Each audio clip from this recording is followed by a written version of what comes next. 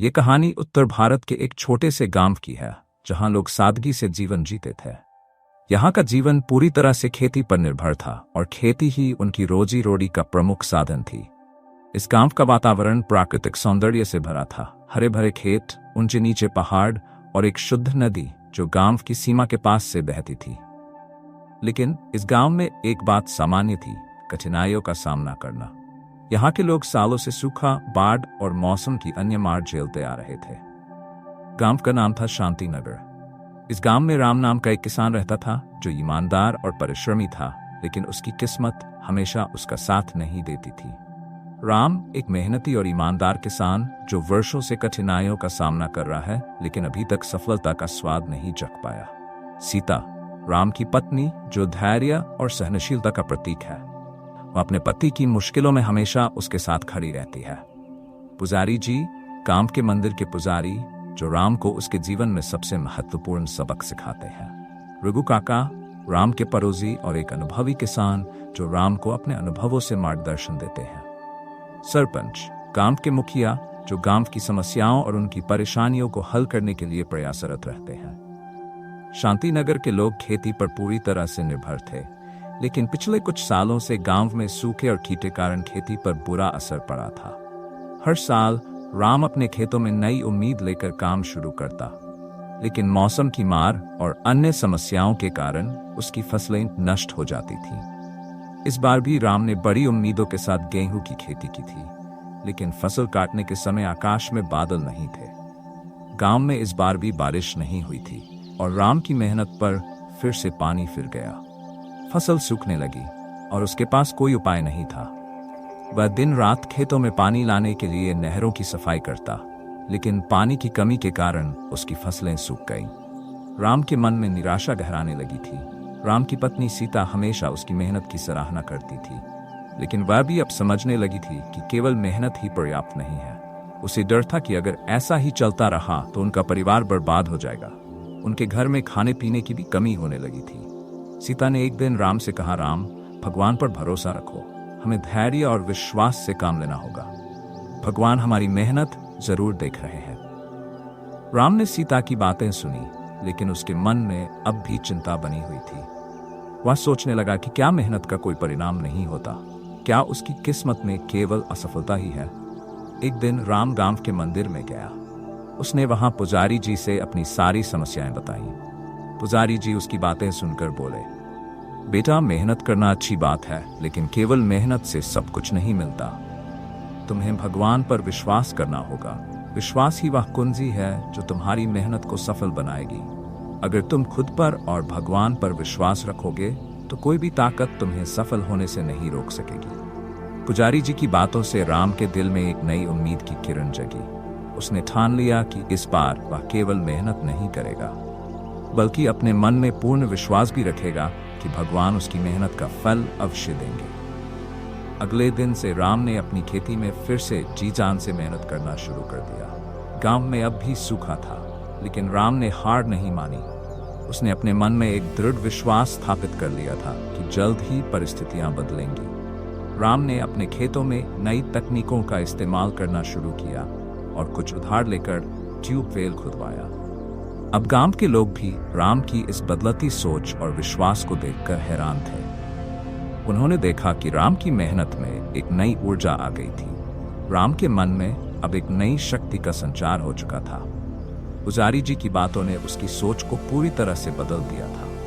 अब वह केवल मेहनत नहीं कर रहा था, बल्कि उसके साथ साथ अपने मन में गहरा विश्वास भी रख रहा था कि उसकी मेहनत रंग लाएगी। कुछ दिनों बाद गांव में एक सभा हुई, जिसमें गांव के सभी किसान इकट्ठा हुए। यह सभा इसलिए बुलाई गई थी ताकि सूखे और फसलों के नुकसान पर चर्चा की जा सके और समाधान निकाला जा सके। गांव के सरपंच ने सभी को संबोधित करते हुए कहा, हमारे गांव में पिछले कुछ सालों से सूखे की समस्या बहुत बढ़ गई है। हमारी फसलें खराब हो रही हैं और लोगों को खाने के लिए भी संघर्ष करना पड़ रहा है। हमें कुछ नया सोचना होगा ताकि हम इस समस्या का सामना कर सकें।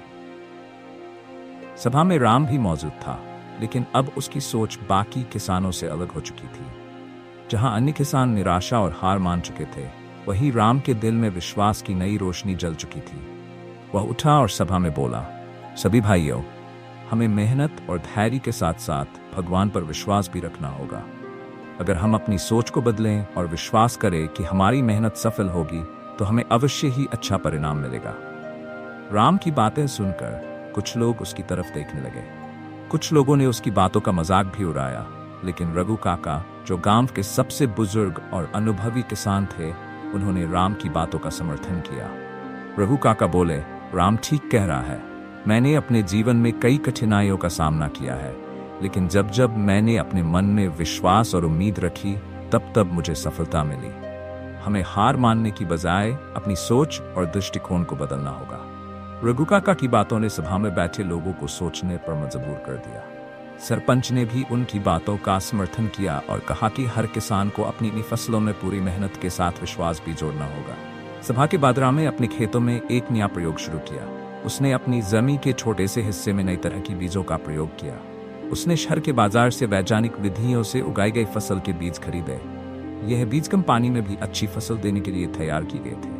राम ने अपने खेतों में इन बीजों को बोया और भगवान पर भरोसा रखे हुए कड़ी मेहनत की। इस बार राम ने केवल मेहनतहीन ही की, बल्कि अपने मन से सभी प्रकार की शंकाओं को निकाल दिया। उसने अपने खेतों में हर दिन काम किया और पूरी आस्था के साथ प्रार्थना भी की। गांव के बाकी किसान राम की मेहनत और नए प्रयोग को देख रहे थे।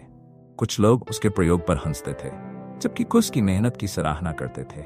राम की पत्नी सीता हमेशा उसके साथ खड़ी रहती थी। सीता ने भी अपने पति को प्रोत्साहित किया और हर दिन उसकी मदद की। इस बीच गांव में सूखा जारी था। कई किसानों ने हार मान ली थी और उन्होंने खेती करना बंद कर दिया था। गांव के लोग अब खाने पीने की चीजों के लिए शहरों पर निर्भर हो गए थे। कुछ लोगों ने अपने खेत बेचने का भी मन बना लिया था, लेकिन राम ने हार नहीं मानी। उसने नहरों और ट्यूबवेल के माध्यम से अपने खेतों में पानी लाने की कोशिश की। गांव के लोग अब राम की तरफ देखते थे और उसके साहस को सराहते थे। उन्होंने देखा कि भले ही सूखा था, फिर भी राम के खेतों में कुछ हरियाली नजर आ रही थी। यह उसके नए बीजों और मेहनत का नतीजा था।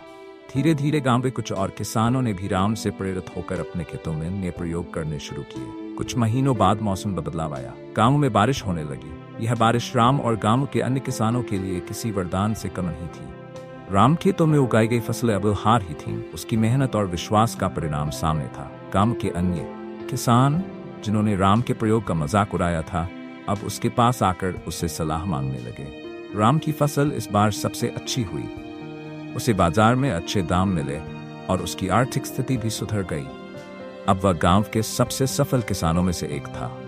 राम की इस सफलता ने गांव के बाकी किसानों को भी एक नई दिशा दी। उन्होंने भी अब मेहनत के साथ साथ विश्वास को अपनाया और अपने खेतों में नए प्रयोग करने शुरू किए। राम की सफलता ने न केवल उसकी बल्कि पूरे गांव की सोच को बदल दिया। अब गांव में हर किसान मेहनत के साथ साथ विश्वास भी रखता था।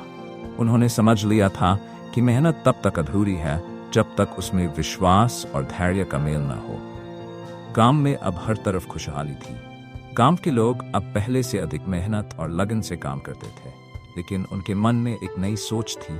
जो भी हो, हमें खुद पर और भगवान पर विश्वास रखना है। राम की कहानी हमें यह सिखाती है कि जीवन में कितनी भी कठिनाइयां क्यों ना आए, हमें कभी हार नहीं माननी चाहिए। मेहनत और विश्वास का मेल हमें हर परिस्थिति में सफल बना सकता है। जहां मेहनत हमें रास्ता दिखाती है, वहीं विश्वास हमें उस रास्ते पर चलने की ताकत देता है। विश्वास और मेहनत का मेल सफलता की कुंजी है। कठिनाइयों के बावजूद उम्मीद नहीं छोड़नी चाहिए। नई सोच और प्रयोग सफलता के नए रास्ते खोल सकते हैं। धैर्य और सकारात्मक दृष्टिकोण हमें हर परिस्थिति में आगे बढ़ने की शक्ति देता है।